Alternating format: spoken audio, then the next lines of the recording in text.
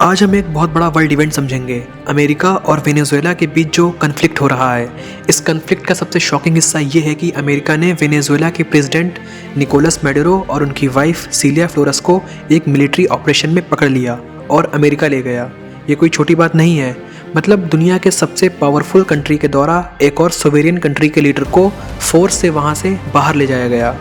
Venezuela south America का एक country है जिसके पास दुनिया के सबसे ज़्यादा ऑयल रिजर्व्स हैं। ऑयल मतलब पेट्रोल और फ्यूल। जहाँ ज़्यादा ऑयल होता है, पावरफुल कंट्रीज़ उनको कंट्रोल करना चाहती हैं क्योंकि ऑयल से इंडस्ट्रीज़, ट्रांसपोर्ट और इकोनॉमी चलती है। पहले वेनेजुएला और अमेरिका डायरेक्ट लड़ाई में नहीं थे, लेकिन जब वेनेजुएला ने कहा कि वो अपना ऑयल और डिसीजंस इंडिपेंडेंट तरीके से चलाएगा।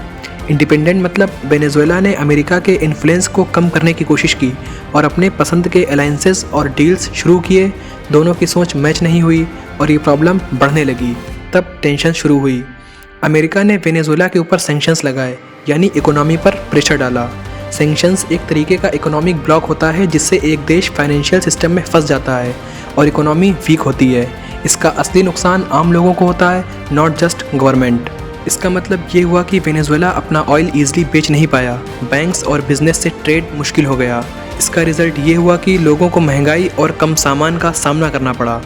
फिर 3 जनवरी 2026 को अमेरिका ने एक लार्जेस्ट मिलिट्री स्ट्राइक लॉन्च की जिसका नाम था ऑपरेशन एब्सोल्यूट रिजॉल्व, जिसमें कैराकस, जो कि वेनेजुएला की कैपिटल सिटी है, उस पर स्ट्राइक की गई और प्रेसिडेंट निकोलस मैडुरो और उनकी वाइफ सिलिया फ्लोरेस को पकड़कर अमेरिका ले जाया गया।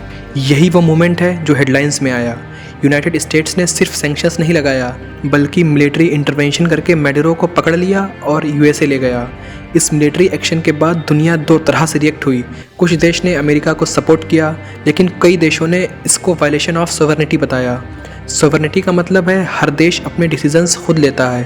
दुनिया के कुछ लीडर्स ने कहा कि ये मूव इंटरनेशनल लॉ के अगेंस्ट भी हो सकता है। अब सबसे बड़ा सवाल, क्या ये सिचुएशंस और टेंस होगी या फिर पीसफुल सोल्यूशन निकलेगा? ज़रूरी बात, आज भी इस कन्फ्लिक्ट का आंसर नहीं आया।